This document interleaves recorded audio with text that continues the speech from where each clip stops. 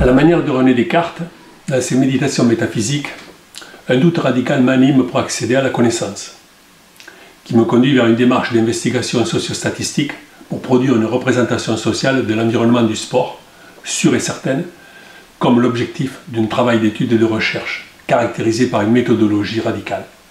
L'existence d'une connaissance qui résiste à tout doute pourra être considérée comme véritable. Pour Descartes, l'existence du monde est incertaine. Je cite Descartes.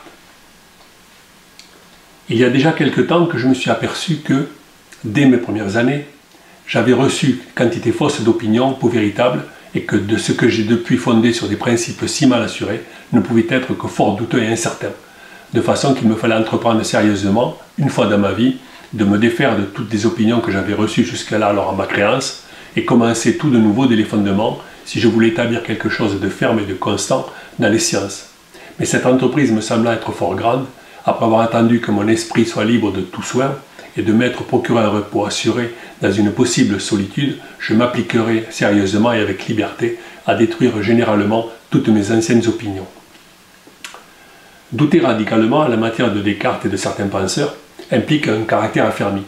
C'est un comportement exigeant qui nous éprouve pour produire la condition d'une lucidité accrue sur l'entendement des circonstances qui nous entourent. Cette disposition ne va pas de soi et appelle un cheminement de questionnement sur la réalité de notre vie. La radicalisation de nos doutes conduit à une exigence de vérité sans pour cela s'opposer à elle.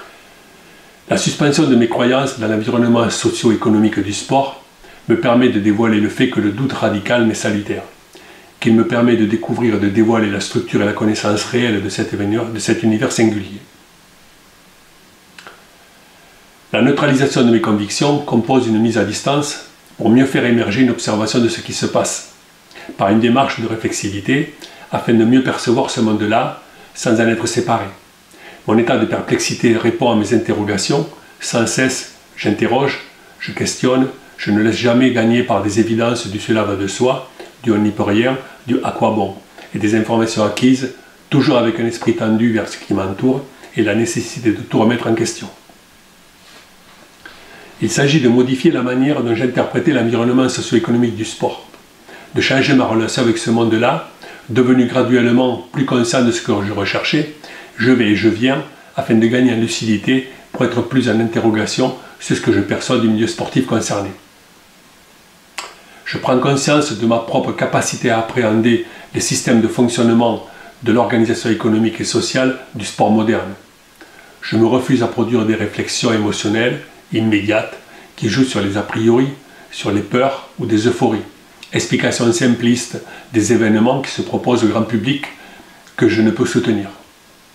Je questionne la présentation des illusions, des situations de croyance qui alimentent les aveuglements. Rester conscient de la réalité des faits afin d'entretenir une vigilance à l'égard de la vérité, entretenir une hésitation face à la véracité des informations produites.